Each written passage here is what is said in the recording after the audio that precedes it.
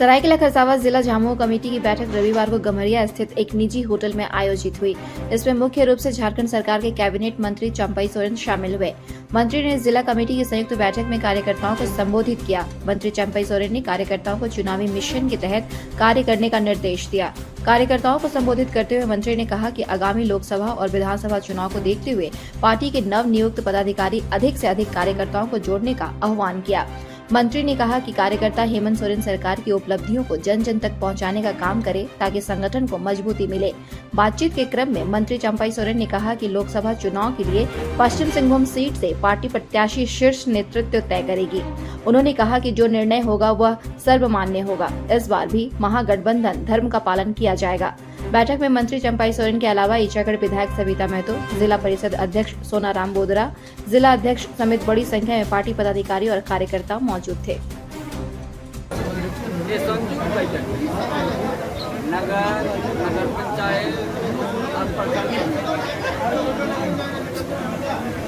केंद्रीय कमेटी का निर्देश है।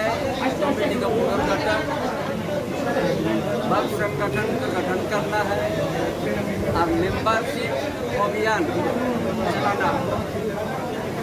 इस पंचायत पे कितना मेंबर तय करेगा जिला कमेटी, प्रखंड कमेटी तय करेगी कि कितना हमने कितना हजार बनाएंगे और सब मिला के जिला कमेटी के यहाँ कितना लाख होंगे वो एक दिन रिपोर्ट दिया जाए।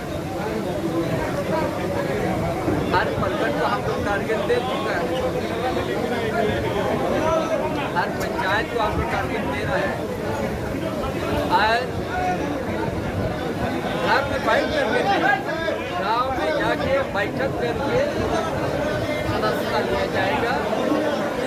और हेमंत सोरेन सरकार गठबंधन सरकार इनका नेतृत्व में जो आए 3.5 साल उसका उपलब्धि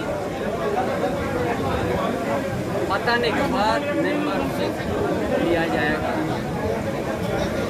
इसीलिए आज का बैठक जिला कमेटी ओर से एक संयुक्त बैठक आयोजन किया गया और इस वक्त हर संगठन से लेकर प्रखंड कमेटी सारा पुनर्गठन और मेंबरशिप अभियान चलेगा।